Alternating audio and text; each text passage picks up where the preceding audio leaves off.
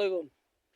Barrister Shahriar Kabir এখন বামপন্থী আর যে ইন্ডিয়ান কর্তৃক কিছু এজেন্ট আছে যেগুলো আমাদের বুদ্ধিজীবী দাবি করে, তারা টকশোতে এতদিন যেভাবে পন্থীদেরকে হেউ প্রতিপন্ন করে কথা বলতো, এখন কিন্তু ইনশাল্লাহ সুযোগ পাচ্ছে না।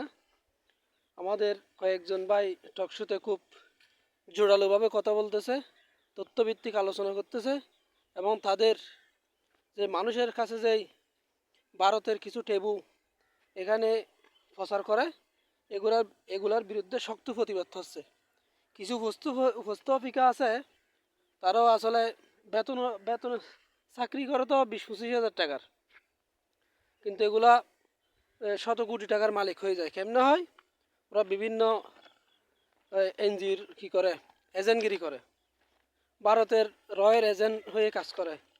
যেন বাংলাদেশে ইসলামপন্থীদের উত্থান ঠেকানো যায়, তারা ইসলামপন্থীদেরকে সবসময় বিভিন্ন ধরনের ছোটোখাটো টেবুগুলারে বড় করে দেখাইয়া আম জনতাকে, সাধারণ জনগণকে ইসলামী নেতৃত্ব এবং ইসলামী রাজনীতি থেকে দূরে রাখার জন্য সর্বাত্মক চেষ্টা করে।